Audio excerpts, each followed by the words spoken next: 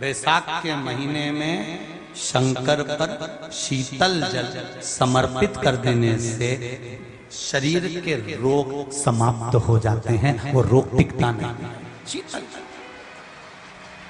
और अगर शीतल जल का दर्शन करना हो तो कभी महाकालेश्वर अभियल, कभी आप लोग लाइव दर्शन करते हो महाकाल के, तो महाकाल के दर्शन करेंगे तो बैसाख महीने में 5-5 घड़े मिट्टी के महाकाल राजा के ऊपर बांध दिए जाते हैं जल चढ़ाने के लिए।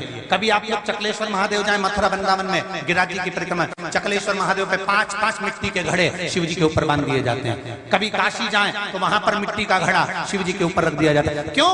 क्योंकि वो मिट्टी के पात्र का जल जब बैसाख के महीने में शिव पर गिरता है तो जो उस जल को समर्पित करता है वो रोग से मुक्त हो जाता है, बड़ी बीमारी में घिरता नहीं। बैठिए बहन, बैठ जाओ। आपके लिए सबके लिए हो गया ये बाबा की कृपा, शिव की कृपा।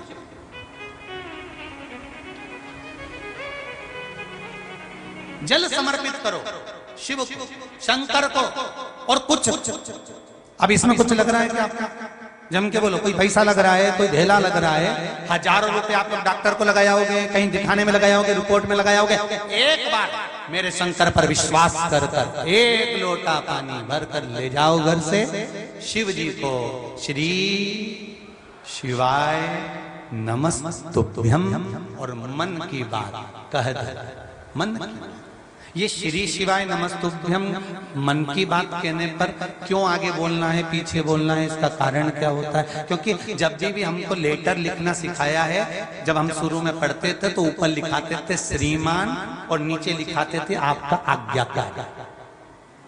ठीक है, तो हमको भगवान को पत्र लिखना तो आता नहीं और एड्रेस भी नहीं मालूम, तो अपन को श्री शिवाय नमस्तुभ्यम और मन की बात बाबा मेरे ऊपर ये कृपा करना, श्री शिवाय नमस्तुभ्यम कह दिया, लिख दिया।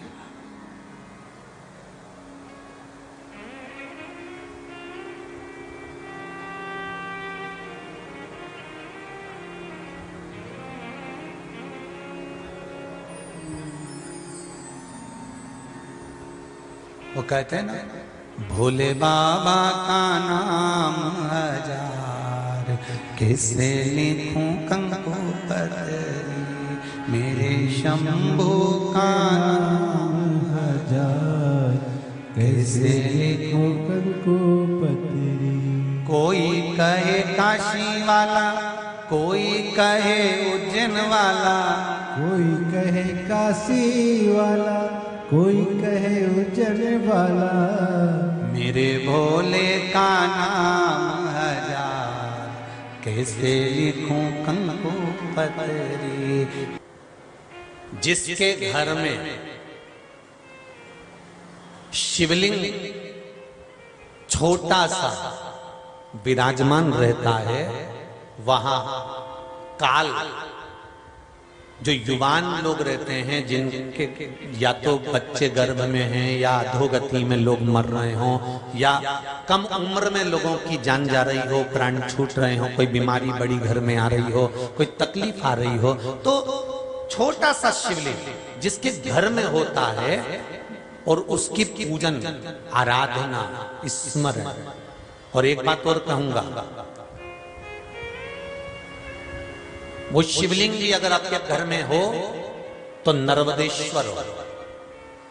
कौन सा शिवलिंग हो? जम के बोलो जरा। नर्मदेश्वर। नर्मदा जी के जल में से, नर्मदा के जल में से जो कंकर निकले उसका जो शिवलिंग बना होता है, वो शिवलिंग अगर हमारे घर में रहता है, किसी ने जल चढ़ाया तो ठीक, नी चढ़ाया तो ठीक, किसी ने भोग लगाया तो ठीक, नी लगाया तो ठीक, किसी ने बेलपत्र चढ़ाया तो ठीक, नी चढ़ाया तो ठीक। नर्मदेश्वर शिवलिंग किसी ने प्रतिष्ठा करी तो ठीक है, नी करी तो ठीक है, किसी ने प्राण प्रतिष्ठा करी तो ठीक है, नी करी तो भी ठीक है। क्योंकि नर्मदेश्वर जो शिवलिंग होता है, नर्मदा जी के जल से जो शिवलिंग प्रकट होता है, वो कंकर नर्मदा के जल से जो शिवलिंग सम्मुख में आता है, वो शिवलिंग एक ऐसा होता है कि इसको तुम पूछो ना पूछो, ये तुम्हारे अगर घर में रहता है तो अकाल मृत्यु आ ही नहीं सकती, वो भगा देगा। अकाल मृत्यु का हरण करने वाला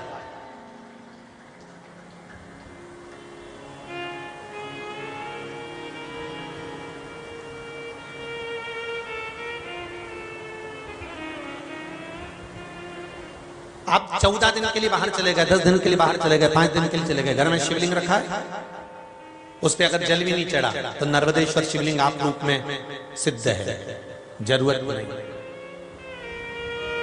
घर में हो रोज जल चढ़ाओ, नहीं हो कोई बात नहीं।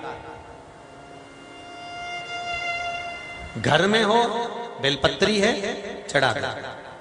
रोज अगर बेलपत्री नहीं मिलती है, एक छोटी सी बेलपत्र को जिस पाठ को तुम करते हो, हनुमान चालीसा पढ़ते हो, राम रक्षा स्तोत्र पढ़ते हो, दुर्गा सप्तशती पढ़ते हो, गोवर्धन चालीसा पढ़ते हो, यमुनाष्टक पढ़ते हो, सर्वोत्तम जी का पाठ करते हो, राम रक्षा स्तोत्र पढ़ते हो, वेंकटेश चालीसा पढ़ते हो, संतोषी चालीसा पढ़ते हो, कुछ भी पढ़ते हो, उसमें एक बेलपत्री उसमें सीधी की सीधी रख दो। रोज अगर बेलपत्री आपके पास में नहीं है घर में चढ़ाने के लिए, रोज कोई बेलपत्री ला नहीं सकता, आप रोज रोज पेड़ के नीचे जाकर तोड़ नहीं सकते, रोज बेलपत्री मिल नहीं सकती, तो एक चालीसा के अंदर पाठ के अंदर जो पाठ आप करते हो, गीता जी पढ़ो, गायत्री जी पढ़ो, जो पढ़ते हो उसमें एक बेलपत्री छुपा के रख दो और रोज उसको उठाया, जब भगवान शंकर जी की पूजन करी उसको चढ़ा दिया, चढ़ाने के बाद उसको वापिस उठाया, उठा के वापिस किताब में धर लिया।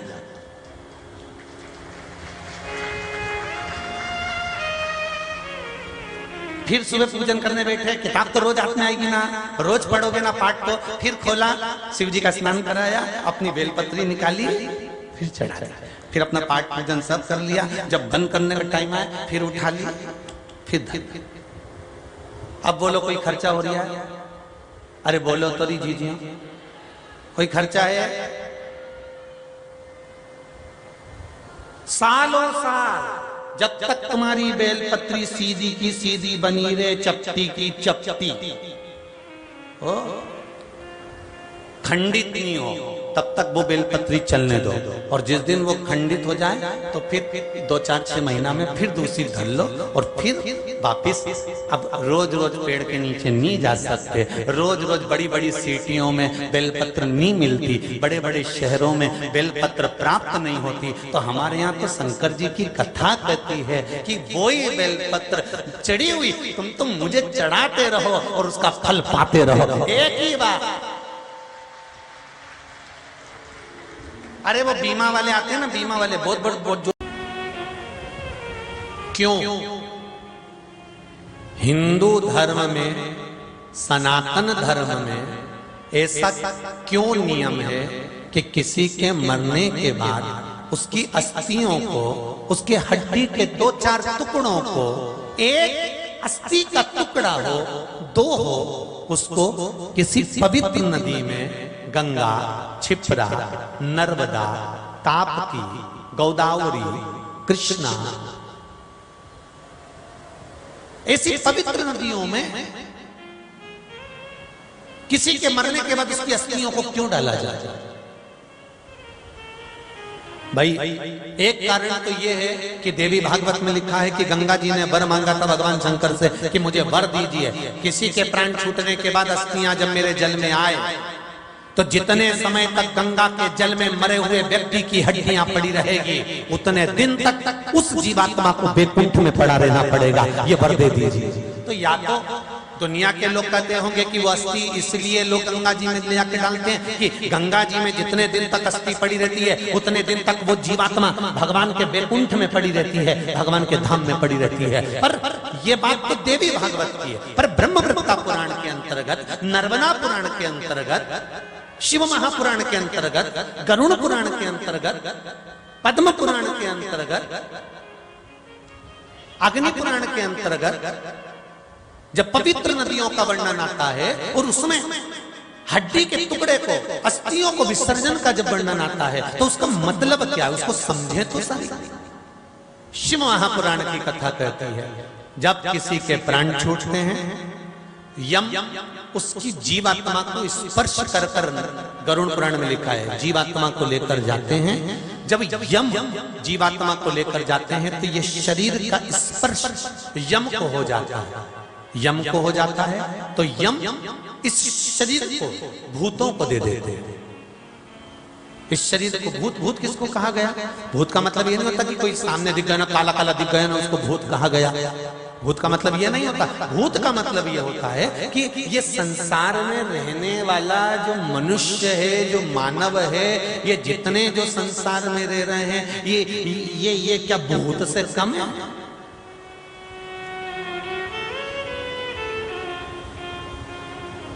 इनके बराबर संसार में कोई नौटंकी नहीं कर सकता रे भाई। जितने तुम लोग बैठे हो ना, और जितने अपन लोग बैठे हैं, इनसे बराबर कोई भूत कम नहीं है। कितनी सुंदर सुंदर बातें कहते हैं। हम प्याज नहीं खाते, हम लहसुन नहीं खाते, और दूसरे का पड़ा हुआ धन मिल जाए तो सबसे डर जाते हैं। बोलो रे भूतों, अरे बोलो तो सही, तेरा क्या होगा रे कालिया, विचार तो करो। दूसरे का धन मिल गया, किसी का पैसा ले लिया, खा गए, और नाटक इतना करे कि हम प्याज नहीं खाएंगे, हम लहसुन नहीं खाएंगे, हम ये नहीं खाएंगे, हम वो नहीं खाएंगे, और वक्त पड़ने पर दूसरे का धन खा जाओ, दूसरे की संपदा खा जाओ, दूसरे की दौलत खा जाओ, दूसरे की मान प्रतिष्ठा यश खा जाओ, वो खा जाओगे। अरे ओ के बाद हड्डी का टुकड़ा जब तक अस्थि उस भूमंडल पर रहती है, तब तक उस अस्थि के बल पर वो जीव आत्मा का चित्त वृत्ति जिस घर से अर्थी उठ कर गई है, वो जीवात्मा की वृत्ति उस घर तक रहती है। जब अस्थि को ले जाकर किसी पवित्र नदी में डाल दिया जाता है, तो पवित्र नदी के जल में संतों के पूजन पाठ का तप रहता है।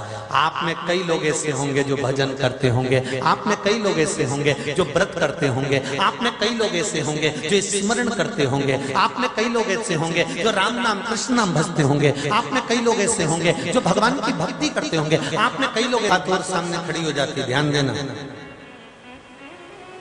जो जीते जी गंगा नहाकर चले जाए, फिर उसकी हड्डियों को गंगा जी में डालना जरूरी है कि नहीं? अब तुम्हारे हित की बात आ गई, और केवल तुम्हारे नहीं, सियोर वाले महाराज की भी हित की, ठीक है? और दीनानाथ तो भी सुन ले। अच्छा अच्छा, सबके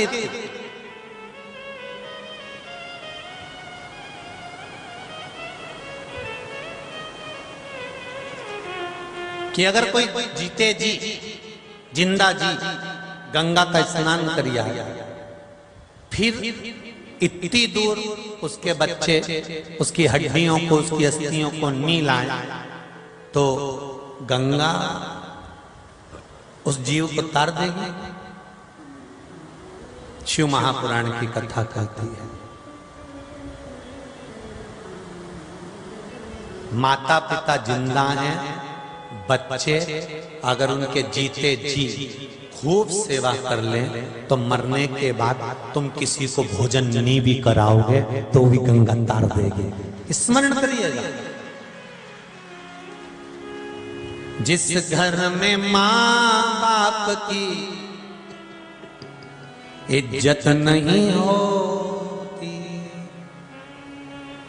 उस घर में देखना कभी बरकत नहीं होती। जहां माता पिता का सम्मान होगा वहां आनंद होगा, जहां माता पिता का आदर होगा वहां बरकत होगी।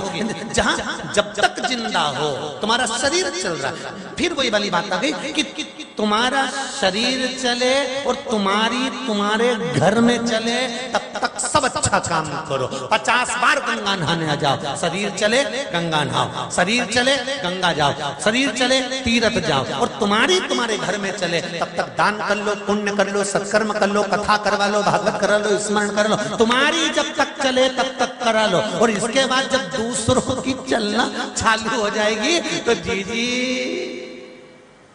दो रोटी खाना भी मुश्किल हो जाएगा। इसलिए तुम्हारी जब तक घर में चले और तुम्हारा शरीर चले, तब तक सारे अच्छे काम करो। जीते जी गंगा नहा लो, बाद में अस्थियों को ले जाकर हरिद्वार भेजने की भी जरूरत नहीं है। जीते जी नहा लोगे। जीते जी नहाने का मतलब है अपना एड्रेस गंगा मैया को देकर आ गए कि मैं दिल्ली से आई हूँ नहाने के लिए। गंगा जी को मालूम है कि 15 नंबर मकान में ये वाली बिल्डिंग में इस फ्लैट में रहती है और ये नहाने के लिए आई है। अब गंगा जी की ड्यूटी है कि तेरे प्राण छूटेंगे तो तू भले गंगा मत जा, तेरी हड्डियां भले ना जा, पर गंगा तेरे पास पहुंच जाएगी और तुझे तार देगी। जीते जी जाएगी।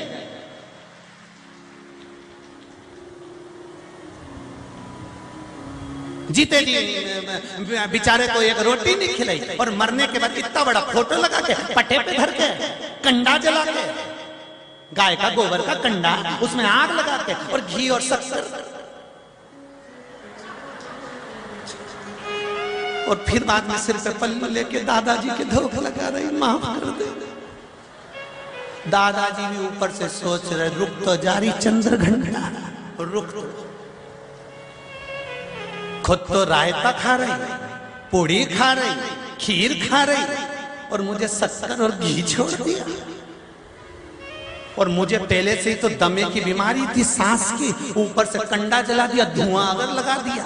रुक जा, रुक। इसलिए निवेदन है, जीते जी दंगम दंगा मरे पीछे पहुंचा दी गंगा। ऐसे पहुंचने से कोई मतलब नहीं है। अगर शरीर अच्छा रहे, भगवान खूब कृपा कर कर रखे, तो भगवान से प्रार्थना करना कि एक बार शिव महापुराण में हरिद्वार में जाकर फिर सुन लूं ऐसी कृपा कर। वो शिव से बहुत सारे लोग रह गए आने के लिए, सब तैयारी करके बैठे थे। वो तो हमने एक दिन कथा में कह दिया था, ज्यादा भीड़ नहीं, जगह भी तो देखना पड़ती है। जैसे आप लोग बाहर से आए वैसे यजमान परिवार भी बाहर से आया, हैदराबाद से आकर कथा करा रहा है। कहां से व्यवस्था करे वो, कितनी व्यवस्था करे वो तो कभी योग लग गया तो बिठले सेवा समिति।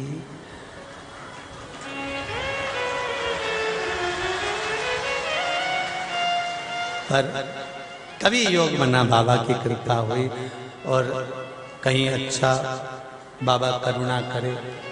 कल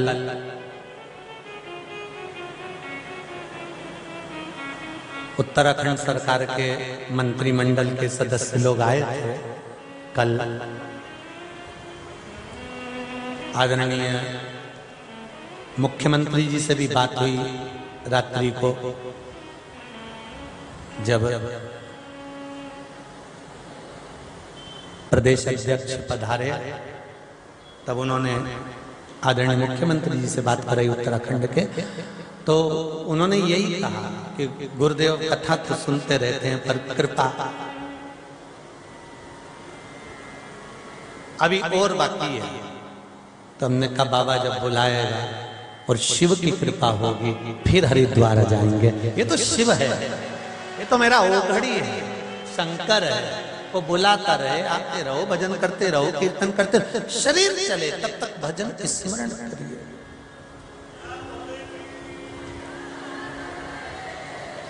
ये बैठे से भोले वाले हो, यही शिव कृपा। दिनेश जी एक बात तो है, भगत बहुत जोरदार लाया, यही शिव कृपा। सबकी भक्ति है और अलमस्तता है, अब भक्ति का आनंद है, यही आनंद है, यही इसी को बस भजन कहते हैं। बस यही आनंद, इसी को सोचा। भस्मासुर ने पूछा, मैं सब दूर जाता हूं, कभी भस्म मिलती है, चिता भस्म कभी नहीं मिलती है। तो भस्मासुर बड़ा चतुर था और उस भस्मासुर को गुरु मिल गए थे शुक्राचार्य, और उन्होंने कह दिया था तू असुर है, असुर प्रवृत्ति को और पनपाया। जितने असुर होते हैं ना, इनको कोई फूंक मारने वाला मिल जाए तो ये और उग्र हो जाते।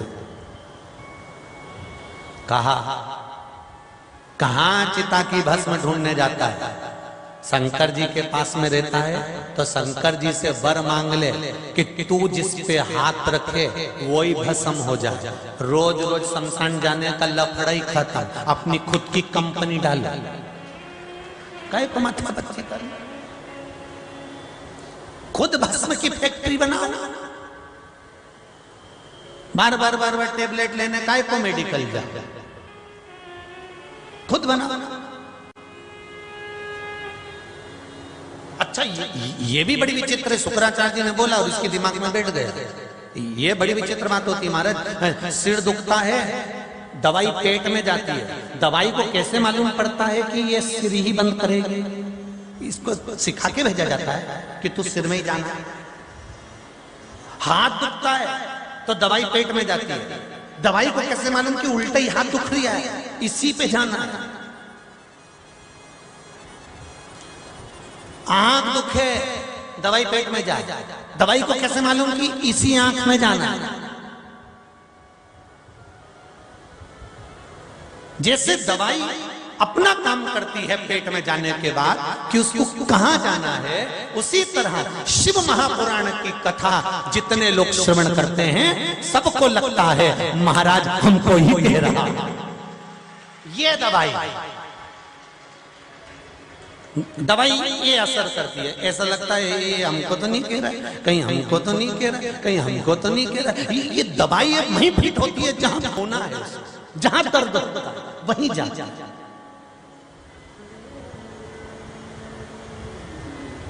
भस्मासुर ने सोचा हाँ ये बात बिल्कुल सही है, अपनी कंपनी का निर्माण करो, अपनी कंपनी तैयार करो और अपनी कंपनी तैयार करना है। भस्मासुर जैसी चतुरता लेकर आओ रे भाई।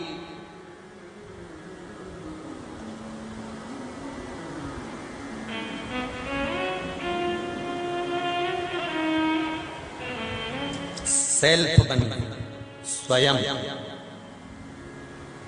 अपने आप को हमको वो बनाना है। दूसरे के यहाँ नौकरी करें ये अलग बात है। शंकर भगवान से कहना भोलेनाथ, शंकर जी की आराधना हो रही है, प्रत्येक मंदिर मंदिर में शिव की आराधना हो रही है। अब दुनिया के लोगों को शंकर जी का मंदिर भी खटकने लगा है।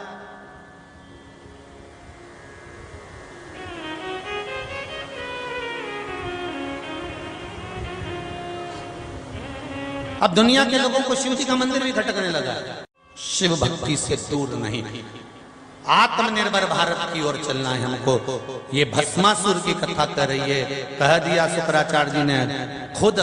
ये कहाँ ढूंढने जाते हो कि वहां चिता भस्म मिलेगी, वहां चिता भस्म मिलेगी, वहां चिता भस्म मिलेगी, वहां चिता भस्म मिलेगी। अपने हाथ को इतना बलवान बना लो जिस पे हाथ दर्दों ने वही भस्म। अपने कर्म को इतना प्रबल बनाओ, मेहनत में पीछे मत हटो और आगे बढ़ते चले जाओ। संपदा खुद आने लगेगी आपके जीवन में, वैभव खुद आने लगेगा आपके जीवन में। अब बढ़ो तो भस्मासुर को लग गया। भस्मासुर शिव जी के पास गए। शंकर भगवान ने पूछा क्यों रे भस्मा, मेरे लिए चिता की भस्म लाया?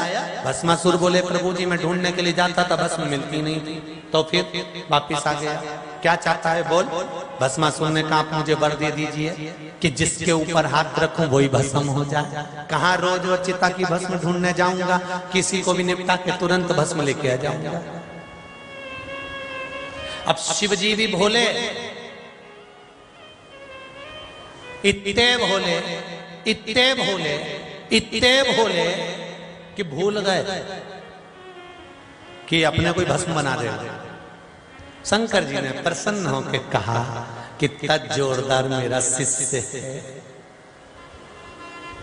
अब इनको ये नहीं मालूम कि कई बार शिष्य भी गुरु जी को खड्डे में डाल डालते हैं।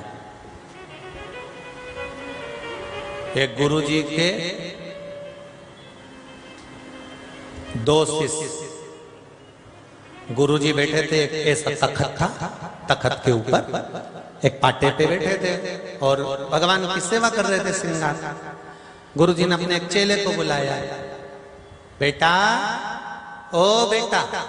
और चेला इतना आलसी, हाँ गुरु जी सुनो थोड़ी सी तुलसी ले आओ ना बगीचे में से जाकर, शालिग्राम जी को चढ़ाना है।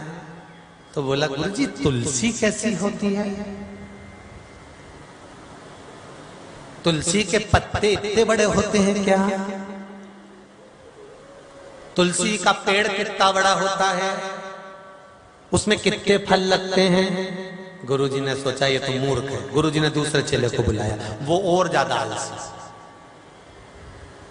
बेटा, हाँ गुरुजी। जा बेटा, तुलसी लिया, शालिग्राम जी को चढ़ा। गुरुजी, तुलसी के पेड़ पे चढ़ूंगा कैसे?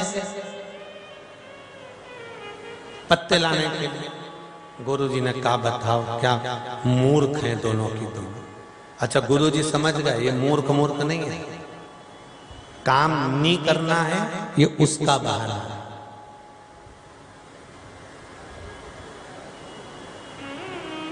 नहीं काम करना है ना, उसका बहाना। इतने में गुरुजी बोले ठीक है, काम करो, मैं पूजन में बैठा हूं, उठ नहीं सकता, तुम एक काम करो, मैं तुम्हें बताते जाऊंगा, आगे से मेरा तख्त उठाओ, पीछे से तख्त उठाओ और मुझे तुलसी के पास लेके जाओ। अब दोनों उठा रहे दम लगा के, और उठा के और तुलसी जी के पास में लेके गए, और तुलसी जी के पास में लेकर गए, और गुरुजी ने तुलसी तोड़ी और बच्चों को दिखाई, ये रही तुलसी और ये शालिग्राम जी। अगली बार याद रखोगे? छोरा होने बोले चिंता मत करो, अब बाप जमाने में कभी नहीं भूलेंगे कि तुलसी ऐसी थी, अब नहीं भूलेंगे।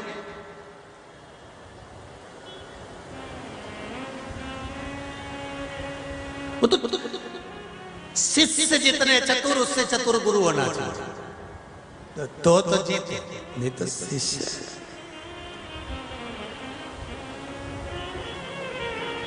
अरे महाराज, गुरु जी ने दे दिया, शिव जी ने दे दिया भस्मासुर को वर, जिस पर हाथ रखेगा उसी को भस्म।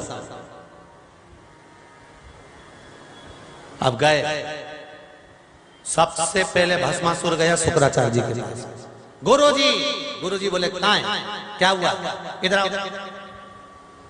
शुक्राचार्य जी ने सोचा इसको भस्म होने का वर मिल गया और ये मुझे निपटाया। पक्का जो खड्डा खोदता है सबसे पहले वो ही उसमें गिरता है, ये मुझे निपटाया। शुक्राचार्य जी उधर खड़े, भस्मासुर इधर खड़ा। गुरुजी आओ ना, मेरे को आपको प्रणाम करना है। शुक्राचार्य जी बोले रहने दे दादा, आज मेरा उपवास है, आज के दिन में किसी से प्रणाम नहीं करवाता। अरे गुरुजी प्रणाम तो करवाना चाहिए, गुरुजी को उनको तो प्रणाम करना। अच्छा एक काम करो, चरणों को प्रणाम मत करवाओ, सिर को करवा लो। और इतने में शुक्राचार्य जी भागे लंगोटने के। अब इसने अपना साम्राज्य उत्पन्न कर लिया, खूब बड़ा साम्राज्य बनाया। बनाने के बाद ये शंकर जी के पास गया। भोलेनाथ जी, मेरे मित्र कह रहे हैं कि शंकर जी तो बड़े विचित्र हैं, वो आशीर्वाद अगर देने वाले होते तो खुद शमशान में क्यों रहते? शंकर जी के पास है ही क्या आशीर्वाद देने के लिए? उनके पास कुछ नहीं है। इसीलिए मेरे दोस्त कह रहे हैं, भस्मासुर बोला कि प्रैक्टिकल करके देखना पहले शंकर जी ने सही आशीर्वाद दिया कि नहीं दिया। इसलिए मैं आपके पास नहीं आया, सबसे पहले हाथ आपके ऊपर ही रखूंगा। शंकर भगवान और शिव जी आगे आगे हर हर हर हर हर हर हर हर कहते कहते कहते कहते कहते कहते सीधे बैकुंठ में पहुंच गए। और भस्मासुर उनके पीछे भाग रहा, ढूंढते ढूंढते जैसे बैकुंठ में पहुंचे तो भगवान विष्णु ने पूछा क्या हो, क्या गया, क्यों छुप रहे हो शेषनाग के पीछे? भगवान बोले अरे वो भस्मासुर आ रहा है। कौन भस्मासुर? जो मैंने प्रकट करा था। फिर मैंने उसको आशीर्वाद दिया जिस पे हाथ रखेगा वही भस्म हो जाएगा, वो मुझे भस्म करने आ रहा है। भगवान विष्णु ने कहा काय को ऐसा आशीर्वाद दे देते हो साहब?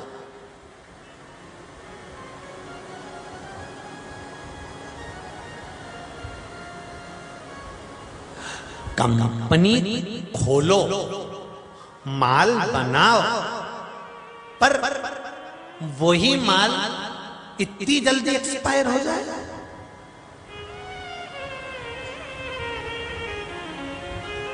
चीज बनाओ, अच्छी बनाओ, पर साइड इफेक्ट ज्यादा नहीं होना चाहिए।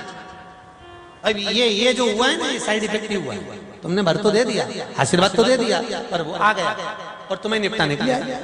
तुमको ही भस्म करने आया। शंकर भगवान ने कहा कुछ तो करो। भगवान विष्णु ने सुंदर एक मोहिनी स्वरूप धारण करा। भस्मासुर बाहर खड़ा था, सुंदर स्त्री का रूप धारण कर कर भगवान विष्णु गए। जाते से ही बोले, अरे ए भस्मा, कितना सुंदर है तू, कितना सुंदर है। भस्मा खुश हो गया, वाह वाह वाह वाह वाह, बहुत। कोई स्त्री अगर पुरुष की तारीफ कर देना, जीजा जी कितने सुंदर लग रहे हैं, तो जीजा तो बेल्ट और थोड़ा सा ढीला करके,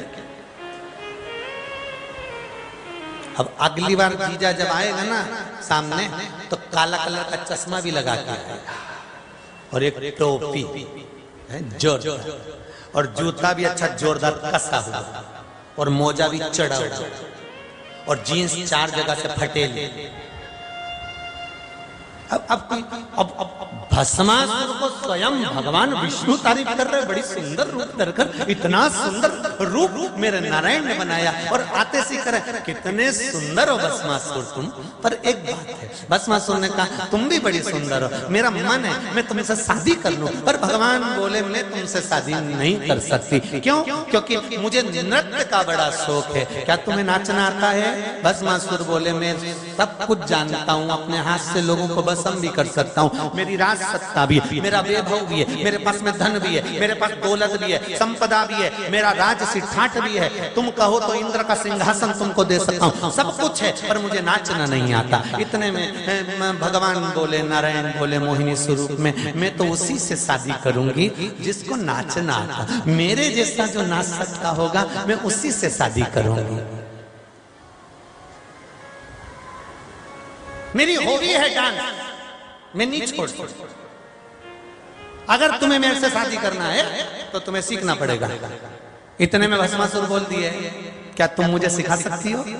ओ ऐसी बात कर रहे हो, मैंने तो गजन कित्तों को सिखाया, जिनको सिखाया वो आज तक बच्चे ही। भस्मासुर बोला क्या बोल रही हो? भगवान बोले नहीं, वो तो मैंने जीवान फिसल गई। क्या आप मुझे सिखा सकती हो? बिल्कुल, चलो। अब भस्मासुर डांस सीख रहे हैं, नृत्य सीख रहे हैं। भगवान विष्णु ने दोनों हाथ करे ऐसे, भस्मासुर ने करे ऐसे, भगवान विष्णु ने करा ऐसा, भस्मासुर ने करा ऐसा, भगवान विष्णु ने करा ऐसा, भस्मासुर ने करा ऐसा, भगवान विष्णु ने करा ऐसा, भस्मासुर ने करा ऐसा, भगवान विष्णु ने एक हाथ रखा ऐसा, भस्मासुर ने भी रखा ऐसा, भगवान विष्णु ने दूसरा हाथ रखा सिर पे, और भस्मासुर ने भी जो रखा सिर पर भस्म हो गया। बस शिव जी बाहर निकल कर आए भोलेनाथ जी से। भोलेनाथ जी ने आते सी भगवान विष्णु से कहा, गजब गजब, तुम्हारे बराबर चतुरता किसी में नहीं है, इसीलिए मेरे को मालूम है तुम्हारा नाम चतुर नारायण। चतुर, उसकी चतुरता होता है। हैदराबाद में शमशेरगंज गौशाला में कथा करने के लिए गए थे। नागपुर से कुछ लड़के लड़कियां ट्रेन में बैठ गए। अब वो लड़का लड़कियां ट्रेन में बैठ गए तो हम तो धोती पहने थे, तो लड़के लड़कियों ने सोचा चलो टाइम पास करेंगे, धोती वाला महाराज मिल गए। अब वो आए, आप कहाँ जा रहे हैं? हमने कहा हैदराबाद जा रहे हैं, कथा है शमशेरगंज में गौशाला। अच्छा, आप कथा करते हो? हमने कहा। इतने में फिर लड़के बोले आप कथा करते हो? हमने कहा नहीं, कथा करने वाले के सींग होते हैं। बच्चियां भी थी उनके साथ में, वो हंसने लगे, कहे आपको बुरा लग गया गुरुजी। हमने कहा बुरे वाली बात नहीं है। इतने में एक लड़का बोला मेरे मन में क्वेश्चन है, क्या आप बताएंगे? मेरे को उत्तर चाहिए। मैंने कहा बोलो क्या क्वेश्चन है? कि मेरे को एक क्वेश्चन ये है कि भगवान ने नासिका के छिद्र 2 दिए, नेत्र 2 दिए, श्रवण 2 दिए, हाथ 2 दिए, पाँव 2 दिए, पर भगवान ने ये कान जो दिए इसके जो छेद हैं सुनाई तो इन छेदों से देता है, तो भगवान ने अलग से ये क्यों दिया? इसकी क्या जरूरत थी देने की? भगवान को अगर देना था तो ये 2 छेद दे देते, इससे सुनाई दे जाता, तो ये क्यों बनाया? मैंने कहा इतना सा प्रश्न तो तेरे प्रोफेसर से पूछ ले। नहीं नहीं नहीं, आप बताओ। मैंने कहा इतने से प्रश्न का उत्तर तेरी मम्मी से पूछ लेता, पापा से पूछ लेता। नहीं, आप बताओ ना कि भगवान ने ये क्यों बनाया। हमने कहा भगवान का एक नाम चतुर नारायण है, उसको मालूम है जब तेरा बुढ़ापा आएगा तो चश्मे का स्टैंड कहां से लाएगा, इसलिए उसने स्टैंड दिया कि यहां फिट कर ले चश्मे।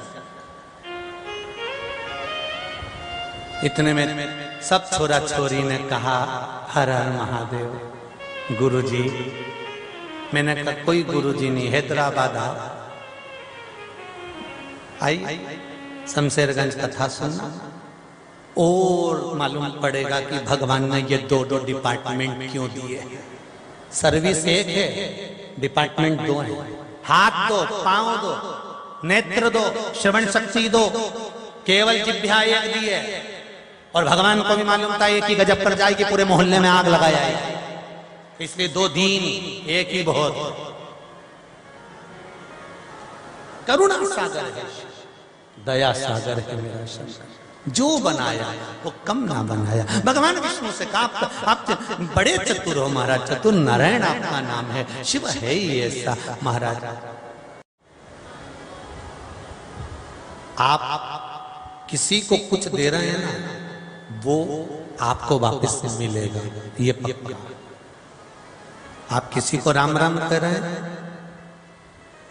जय श्री कृष्णा कह रहे हैं, हर हर गंगे कह रहे हैं, श्री शिवाय नमस्तुभ्यम कह रहे हैं, नमः शिवाय कह रहे हैं, बोल बम कह रहे हैं, हर हर महादेव कह रहे हैं।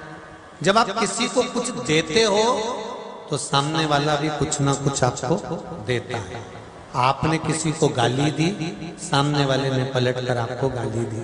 आपने किसी को अच्छा बोला, सामने वाले ने पलटकर आपको अच्छा बोला। उसी तरह ब्रह्मदेव के भीतर अभिमान प्रकट हो गया।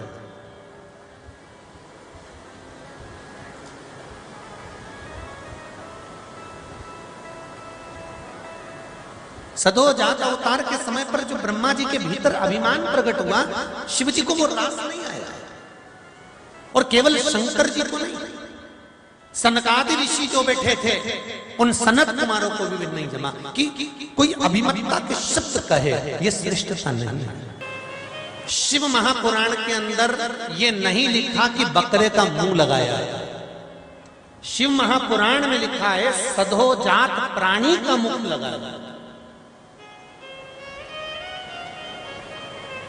स्कंद पुराण में यह नहीं लिखा कि बकरे का मुख लगाया, सदोजात प्राणी का मुख लगाया।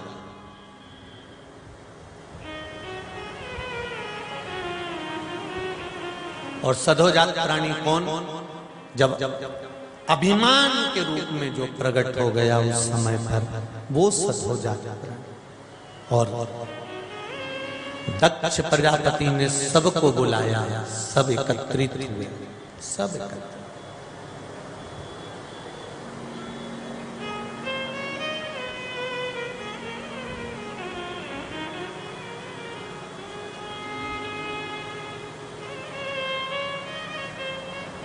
उन्नीसवां कल श्वेत लोहित नाम का ये विख्यात कल, जिसमें भगवान शंकर का सदोजात अवतार हुआ। ये अवतार मां छिपरा के तट पर मायापुरी के पास में तो कनखल में हो रहा था यज्ञ। और जो बकरे का मुख बुलवाया था, जो बकरे का मुख का जो स्मरण आता है, वो अवंती का पुलिस है।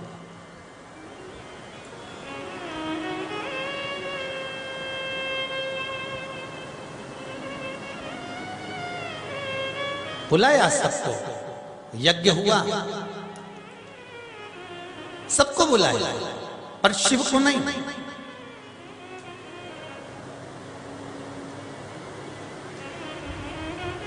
सती मैया को बेचैनी होने लगी। मायके की थोड़ी सी सूचना मिलती है ना कि मायके में ये फंक्शन है, तो बेटियां फोन आएगा बाद में, मेरी मौसी के यहाँ शादी है, पक्की हो गई है, कहीं से सूचना मिल गई है, मेरी बहन के घर में फंक्शन है, सूचना मिल गई है, फोन आएगा कि नहीं आएगा पता नहीं, पर इसने तो अपनी साड़ी पीको फाल लगा के तैयार करके पहले से ही अलमारी में छाट के रख दी है। ये दोनों ले जाऊंगी, ये सामान ले जाऊंगी, ये यहाँ रख दूंगी, इनके कपड़े ये वाले ले जाऊंगी, इनका सामान ये ले जाऊंगी, और उसने दिल में, मन में, चित्त में, वृत्ति में कुछ जमा लिया कि मुझे ये ऐसा करना है। काम भले बाद में हो, पर व्यक्ति अपने मन में पहले से जमा कर रखता है। मर्दा परिवार ने कथा करवाई अभी, पर जब कथा ली उस समय से इनके मन में चल रहा होगा कि कैसे कराना है, क्या करना है, कैसे जाना है, कैसे किन को बुलाना है, किन को ले जाना है, कौन रह गया कौन। अभी भी जितने आए वो तो ठीक है, यहाँ से जाने के बाद में फिर कहेंगे कि हमको तो लेके ही नहीं गए। कई लोग तो मुंह भी फुलाएंगे कि हमको तो बुलाया ही नहीं, हमने तो तुमको खूब टीवी पे देखा, तुम तो खूब प्रेम से कथा सुन रहे थे, हमें तो बोला ही नहीं। तो ये रहता है प्लानिंग पहले से। अब सती मैया को मालूम पड़ गया कि मेरे पिताजी के यज्ञ है, सती जी को मालूम पड़ गया कि मेरे पिताजी के यज्ञ है, कितनी प्लानिंग मन में करी होगी, कितना विचार, कितनी विमर्शता, कितना। मस्तक पर त्रिपुंड लगा लिया, वो शिव भक्त हो गया क्या? बोलते जाओ जम के जरा, हो गया क्या? नहीं। गले में रुद्राक्ष की माला पहन ली, क्या वो शिव भक्त हो गया क्या? जम के बोलो जरा। नहीं। खूब सारी जटा बढ़ा ली, चोटी बढ़ा ली, वो शिव भक्त हो गया क्या? नहीं। तन पर भस्म रमा कर बैठ गए तो क्या शिव भक्त हो गए क्या? नहीं। तन पे से कपड़ा उतार दिया, नग्न वेशधारी हो गए तो क्या शिव भक्त हो गए क्या? नहीं। कहीं गंगा के घाट पर जाकर बैठ गए तो क्या शिव भक्त हो गए? बोलो रे कुरुत की जीजी और जीजाओं, हो गए? नहीं। यमुना कावेरी जहां जाकर बैठ गए और तुम सोचो कि हम शिव भक्त हो गए, तो नहीं। घर छोड़कर गंगा के घाट पर बैठ जाना शिव भक्त की निशानी नहीं होती। शिव भक्त की निशानी है मौन, शांत, हृदय में शीतलता, किसी को अपशब्द ना कहना और दूसरे का आदर करते रहना। ये शंकर के भक्त की निशानी, ये शिव भक्त की निशानी। जितना सम्मान मेरे देवादिदेव महादेव ने दुनिया को दिया है, उतना सम्मान कोई नहीं दे पाया। शंकर भगवान ने अपनी धर्म पत्नी का सम्मान करा, ऊंचे स्थान पर बिठाकर पूजन करवाई। शंकर भगवान ने अपने पुत्र गणेश का सम्मान करा, उनकी पूजन करवाई। शंकर भगवान ने अपनी रिद्धि सिद्धि बहू की पूजन करवाई। शंकर भगवान ने अपने पोते शुभ लाभ की पूजन करवाई। शंकर भगवान ने अपने पड़पोते अमोद प्रमोद की पूजन करवाई। शंकर भगवान ने अपनी बेटियां जितनी हैं उन सब की पूजन करवाई। शंकर भगवान जिस स्थान पर बैठते थे उसकी पूजन करवाई। शिव पुराण कहती है देव अधिदेव महादेव स्वयं शंकर का प्रतिबिंब, स्वयं दूसरे को आदर देने के। मेरे देव अधिदेव महादेव दूसरे को आदर देते हैं, दूसरे को सम्मान करते हैं, दूसरे को सत्कार करते हैं। मेरे शंकर भगवान दूसरे को आदर देने के लिए आतुर होते हैं, दूसरे को आदर देने में तत्पर रहते हैं, सत्कार में अग्रण्य रहते हैं। और यहाँ जितनी मेरी जीजियाँ बैठी हैं, यहाँ जितने मेरे जीजा बैठे हैं और जितनी मेरी बेटियाँ और बेटे बैठे हैं, मेरे माता पिता के रूप में आप सब विराजमान हैं। उनसे इतना सा कहना चाहूँगा कि अपने भीतर एक बात उतारना कि जिस दिन आप दूसरे का आदर करना सीख गए, जिस दिन आप दूसरे का सम्मान करना सीख गए, जिस दिन आप दूसरे के लिए बड़ाई करना सीख गए, जिस दिन आप दुनिया के लिए अच्छा बोलना सीख गए, समझ लेना भोलेनाथ आपके लिए मंजिल की राहें खोलना प्रारंभ कर देगा। मेरा शंभू आपके लिए राहें खोलना प्रारंभ कर देगा। आप अगर ईर्ष्या कर रहे हैं किसी व्यक्ति से, आप नफरत कर रहे हैं किसी व्यक्ति से, आप किसी के लिए अपशब्द कर रहे हैं, आप किसी के लिए ताना दे रहे हैं, आप किसी के लिए गाली दे रहे हैं, आप किसी के लिए आड़ा टेढ़ा कर रहे हैं, तो समझ लेना कि आपकी मंजिल की राहें मेरे भोलेनाथ ने बंद कर दी।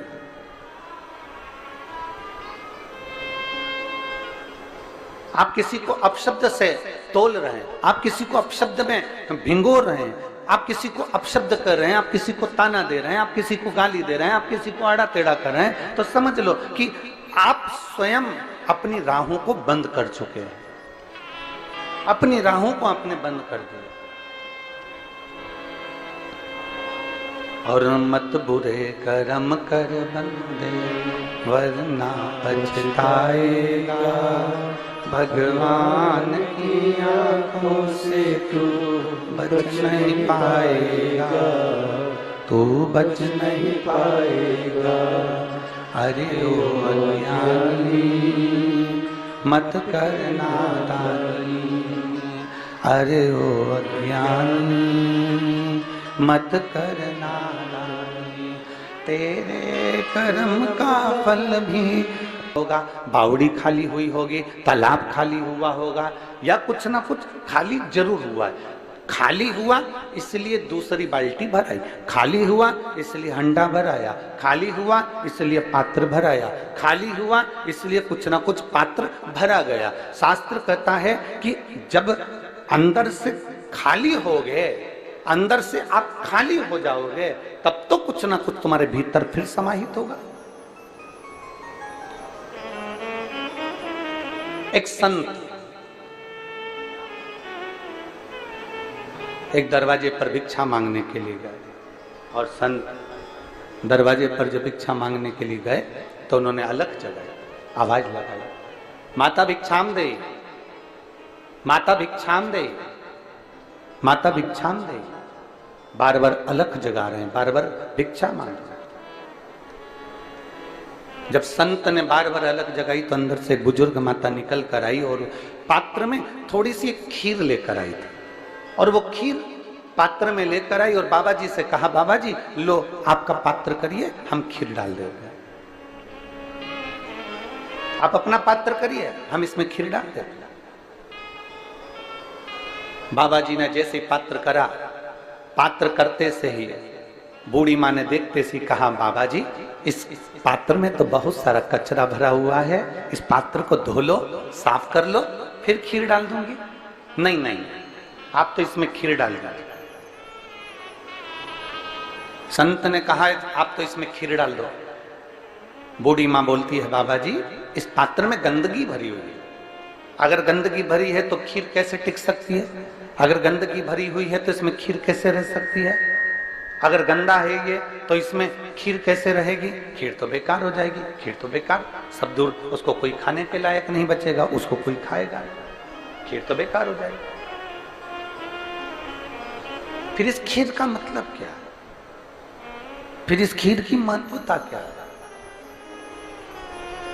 बाबा जी आप इस पात्र को साफ कर लीजिए, आप इस पात्र को धो लीजिए, मैं इस पात्र में खीर डाल दूंगा। बाबा कहते हैं नहीं नहीं नहीं, आप तो इस पात्र में खीर डाल दो। नहीं, खीर बेकार हो जाएगी, खीर गंदी हो जाएगी, खीर खाने के लायक नहीं रहेगी, खीर बेकार। बूढ़ी माँ बार बार जिद कर रही है, बाबा जी बार बार कह रहे हैं। आखिरी में बूढ़ी माँ ने बाबा जी से पूछा कि मेरे दरवाजे पर तुम रोज भिक्षा मांगने आते हो, पर आज इस पात्र में कचरा लेकर क्यों आ गए जिसमें तुम खीर ले रहे हो? तो बाबा जी ने कहा, माँ मैं तेरे दरवाजे से रोज निकलता था, और निकलता था तो मैं रोज भगवान का नाम लेते हुए जाता था, तू मेरे उस नाम को गुनगुनाती रहती थी, पर मैं तेरे दरवाजे से जब वापस निकल कर जाता था तो तेरे दरवाजे से झगड़े की आवाज आती थी, लड़ाई की आवाज आती थी, अपशब्द की आवाज आती थी, आड़े टेढ़ी बातों की आवाज आती थी। इसलिए माँ मैं ये कचरे का पात्र लेकर आया हूँ। तो इससे क्या बताना चाहते हो? बाबा जी ने कहा, माँ मैं ये बताना चाहता हूँ कि पात्र में कचरा भरा है तो खीर इसमें अच्छी नहीं रह सकती। उसी तरह मन में अगर निंदा, कपट, चुगली, बेईमानी भरी है तो भगवान का नाम इसमें नहीं रह सकता, इसमें परमात्मा का नाम नहीं रह सकता, इसमें परमात्मा विराज। और प्राप्त करने के लिए मेरे महादेव को कुछ नहीं चाहिए। कोई आपसे कहे कि आप 5 लाख रुपए खर्च करोगे तब महादेव प्रसन्न होंगे, कोई आपसे कह दे कि आपको ये देना पड़ेगा तो महादेव प्रसन्न होंगे,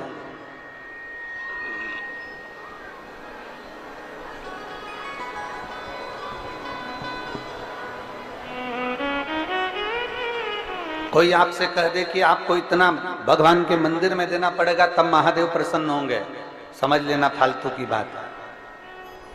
शंकर को प्रसन्न करने के लिए, भगवान देवाधिदेव महादेव को प्रसन्न करने के लिए अंबारियों की जरूरत नहीं, धन वैभव की जरूरत नहीं, तुम्हारे अच्छे परिधान की, बहुत अच्छे कपड़ों की, आभूषणों की जरूरत नहीं।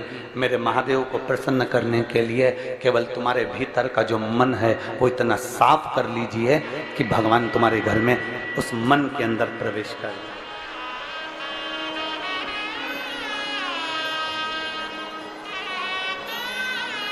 शबरी अम्बा क्या करती थी? शबरी अम्बा का कार्य क्या था? मातंग ऋषि ने, मातंग बाबा ने, गुरुदेव ने शबरी को कह दिया था, बेटा तू इंतजार करना, प्रतीक्षा करना, और जब तू इंतजार करती रहेगी, प्रतीक्षा करती रहेगी, तो तुझे वचन देता हूं कि तू इंतजार करेगी, रोज बुआरी काटेगी, रोज झाड़ू लगाएगी, रोज सेज बिछाएगी, रोज रंगोली डालेगी, तो निश्चित है कि राम तेरे दरवाजे पर आएंगे जरूर। ये निश्चित है। किसी ने राम जी से पूछा, क्यों राम जी महाराज, एक बात बताइए आप जरा। राम जी ने पूछा, बोलो क्या बात है? अवध में पूछ रहे हैं लोग राम जी से, क्या वहीं से बैठे बैठे आप रावण को नहीं मार सकते थे? जहां बैठे थे वहीं से बैठे बैठे क्या आप सीता को नहीं छुड़ा सकते थे? वहीं से बैठे बैठे क्या आप माता जानकी को नहीं ला सकते थे? राम जी ने कहा, एक बाण चलाता रावण को मार देता, एक बाण चलाता लंका को जला देता, एक बाण चलाता रावण के पूरे वंश को मिटा देता, एक बाण चलाता और रावण की पूरी सेना को समाप्त कर देता, और एक बाण चलाता माता जानकी को लेकर अवध में आ जाता। पर मैं बाण चलाकर रावण को नहीं मारना चाहता था। उसका कारण केवल इतना था कि अयोध्या से लेकर लंका के बीच में जितने संत, साधु, सन्यासी, तपस्वी, साधक मेरा इंतजार कर रहे थे, उनके लिए मुझे 14 वर्ष के लिए वन में जाना पड़ा। अगर कुछ प्रेरणा मिली है, अगर कुछ आपको मिला है, कुछ पद मिल गया, प्रतिष्ठा मिल गई, कुर्सी मिल गई, सत्ता मिल गई, वैभव मिल गया, तुम्हें यश मिल गया, सम्मान मिल गया, आदर मिल गया, तो ये मानकर चलना कि महादेव ने हमको जनमानस की सेवा के लिए दिया है, मेरे भोलेनाथ ने जगत की सेवा के लिए दिया है, मेरे भोलेनाथ ने ये संपूर्ण विश्व की सेवा के लिए दिया है। ये शरीर जितना बन सके इसको सेवा के क्रम में हमें लगाना है, जितना बन सके इसको अच्छे कर्म में लगाइए। और जिस दिन इस शरीर को आप अच्छे कर्म में लगाते रहोगे, अग्रणता का भाव देते चले जाओगे, लोगों का आदर करते चले जाओगे, सम्मान, तो कई लोग हमसे कहते भी हैं, कई लोग कहते हैं, कई लोग सीहोर में मैसेज भी कर देते हैं कि गुरुजी लोग अपशब्द हमको कहते जाएं, अपशब्द हमको बोलते जाएं, और आप कहते हो कि उनका आदर करो, उनका सम्मान करो, उनका सत्कार करो, उनको आप आदर दो, अच्छे से व्यवहार करो। और दुनिया के लोग हमको गाली दे रहे हैं और हम उनका आदर करें, दुनिया के लोग हमको अपशब्द करें, अब उनका हम आदर करें, हम उनको सम्मान दें। शिव महापुराण यही कहती है। शिव महापुराण की 2 बातें अपने अंदर उतारना है। पहला, आप शिव का नाम लेते रहो, और दूसरा, दूसरे का सम्मान, जम के बोलो जरा, सम्मान करते रहो।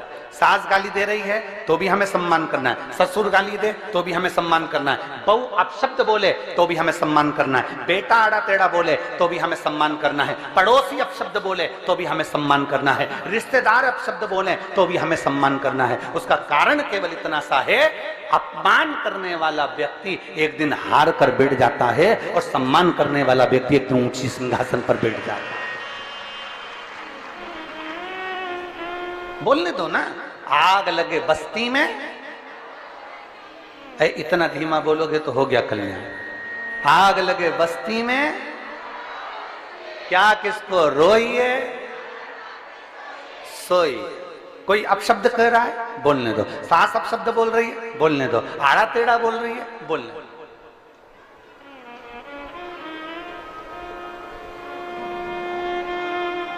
कितना बोलेंगे? सत्य को कोई छुपा सकता है क्या? अरे जम के तो बोलो, सत्य को कोई नहीं छुपा सकता, कोई भी।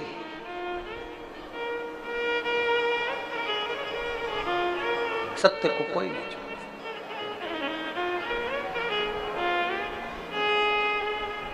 कोई कहे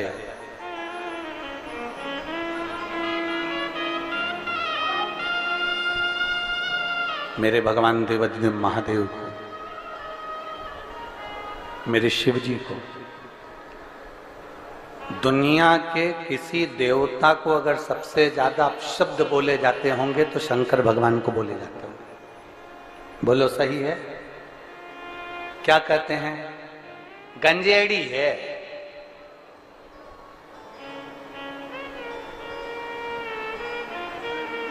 फिर कह दिया किसी ने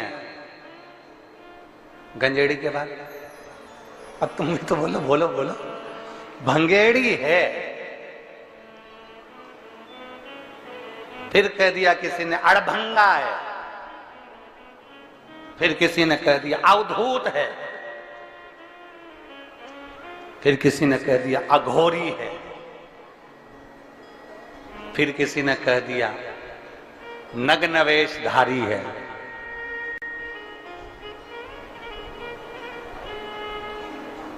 ये सब देखकर ही तो दक्ष प्रजापति अपने जमाई का सम्मान नहीं कर पाए थे। ये सब देखकर ही तो दक्ष प्रजापति अपने जमाई का आदर नहीं कर पाए थे, सत्कार नहीं कर पाए थे। उन्होंने अपशब्द कहे, आदर नहीं करा, सम्मान नहीं करा, सत्कार नहीं करा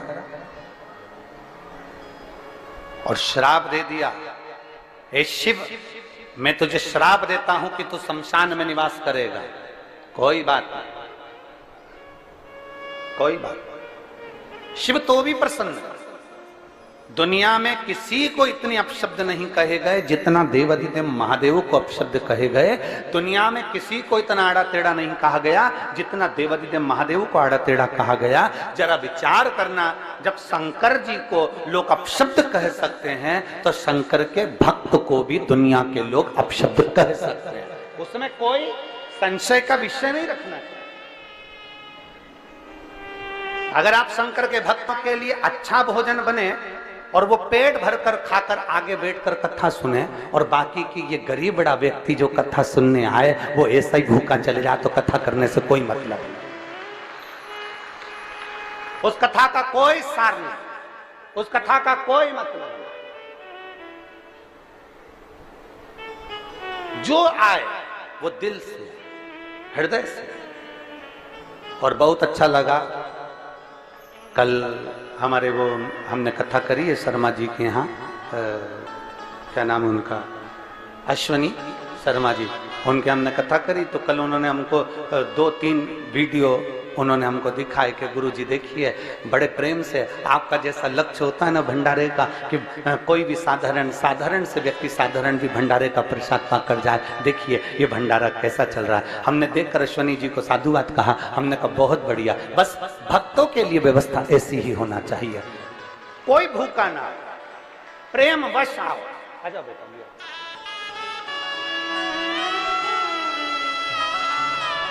और खाली